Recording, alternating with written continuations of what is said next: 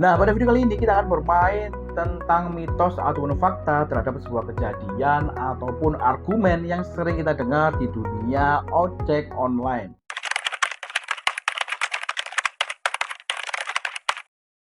Nah, kalau menurut saya sih ini sebuah fakta ya, karena kalau seumpama kita ngebit di pusat kota, apalagi jika kita sudah mempunyai pengalaman dan insting untuk menentukan spot-spot mana yang tidak terlalu ramai driver dan jam-jam berapa saja yang sekiranya ramai orderan, itu akan membuat orderan kita jauh lebih banyak ya. Apalagi jika argumen tersebut kita bandingkan dengan kita ngebit di tempat-tempat pinggiran ataupun di tempat-tempat kecil dan misalkan ramai drivernya begitu ya, ataupun persaingannya ketat.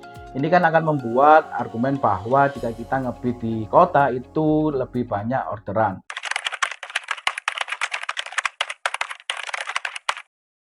Nah, kalau menurut saya sih ini menjadi sebuah fakta ya, tapi kalau dikatakan naik drastis ya belum tentu juga. Jadi misalkan seperti ini, memang kalau seumpama cuaca hujan, permintaan untuk order ojek online itu meningkat ya. Apalagi jika cuaca hujan itu juga biasanya banyak driver yang males on beat. Nah, hal semacam ini bisa kita manfaatkan untuk tetap narik ataupun on beat ya, supaya memperbesar peluang kita untuk mendapatkan orderan lebih banyak. Jika orderan yang kita terima lebih banyak, tentunya pendapatan kita juga akan semakin meningkat. Seperti itu ya.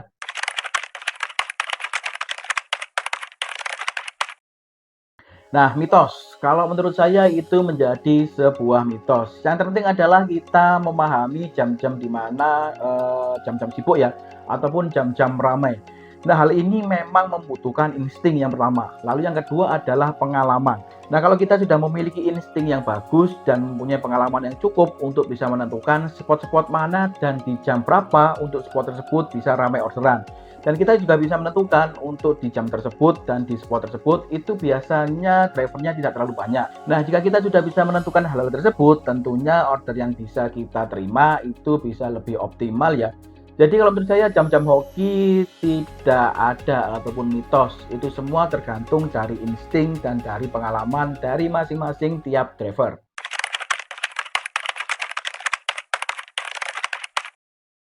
Nah, ini kalau menurut saya sebuah fakta. Nah, bagi teman-teman yang mungkin sering melakukan cancel orderan di situasi yang mungkin tidak urgent begitu ya, ataupun alasannya kurang tepat.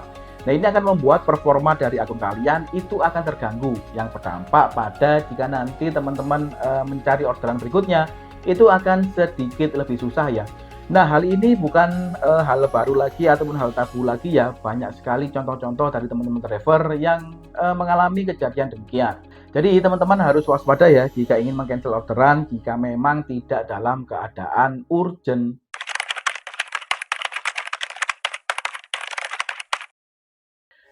Kalau menurut saya sih ini sebuah fakta ya, tapi dengan alasan seperti ini, jika kita melihat dari sudut pandangnya pendapatan kotornya ya, karena kalau kita lihat dari pendapatan kotornya, tentu saja untuk nominal yang kita dapatkan pada saat kita narik GrabCar itu jauh lebih besar daripada kita narik GrabBike ya.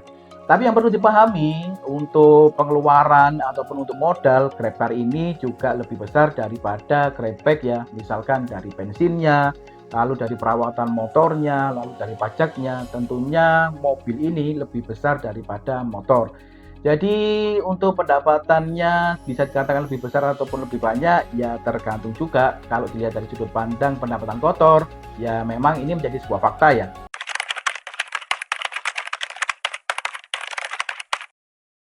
Nah, kalau menurut saya sih ini sebuah mitos ya, karena tidak serta-merta dengan banyaknya driver baru itu membuat orderan semakin sepi. Karena ramai tidaknya ataupun ramai sepinya orderan itu banyak sekali faktornya ya. Mungkin yang pertama dari faktor di jam-jam sibuk ataupun jam-jam pulang kerja, jam-jam makan siang dan lain sebagainya. Nah, hal tersebut juga akan mengakibatkan jumlah orderan itu banyak ataupun sepi begitu ya. Ataupun faktor lain yang mempengaruhi, misalkan dari promo yang diberikan oleh kompetitor dari aplikator lain. Nah, itu akan membuat bisa jadi itu akan membuat aplikator yang kita jalankan itu bisa menjadi sepi. Ataupun faktor yang lain mungkin kebiasaan dari pelanggan. Ini juga akan mempengaruhi sepi ataupun ramainya orderan yang kita terima ya. Jadi kalau menurut saya tidak serta-merta dengan banyaknya driver baru itu akan membuat orderan sepi.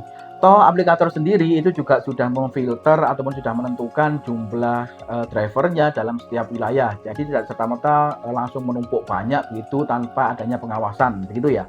Nah, itu tadi tentang mitos ataupun fakta dari sebuah pernyataan ataupun argumen yang sering sekali kita dengar di dunia ojek online ya. Nah, bagaimana nih menurut kalian? Apakah mitos ataupun fakta? Kalian bisa tuliskan di kolom komentar ya. Ataupun kalian juga bisa menambahkan pernyataan ataupun argumen yang lain yang sekiranya kalian anggap itu sebuah mitos ataupun fakta. Kalian bisa tuliskan di kolom komentar supaya bisa menjadikan bahan bacaan dan referensi buat teman-teman yang lain ya. Nah, terlepas antara mitos ataupun fakta bagi teman-teman driver baru begitu ya, yang baru saja bergabung menjadi driver ojek online, untuk tetap bisa mendapatkan orderan, teman-teman harus mempertimbangkan beberapa hal. Misalkan nih, untuk menentukan tempat-tempat di mana tempat itu strategis ataupun spot ramai. Menentukan jam-jam sibuk ataupun jam-jam ramai, jam-jam pulang kantor, jam-jam pulang kerja, ataupun jam makan siang. Dan yang paling penting adalah jaga performa akun teman-teman. Jangan terlalu banyak sering cancel orderan jika memang situasinya tidak urgent. Dan yang nomor dua adalah berikan pelayanan yang terbaik bagi pelanggan supaya pelanggan itu bisa memberikan penilaian yang baik juga terhadap akun kita ya. Semakin baik penilaian akun yang kita terima, itu juga akan membuat akun kita performanya bisa menjadi lebih baik. Oke, mungkin cukup sampai di sini ya pada video kali ini. Semoga pada video kali ini bisa memberikan informasi yang cukup bagi rekan-rekan. Terima kasih sudah menonton. Senang video.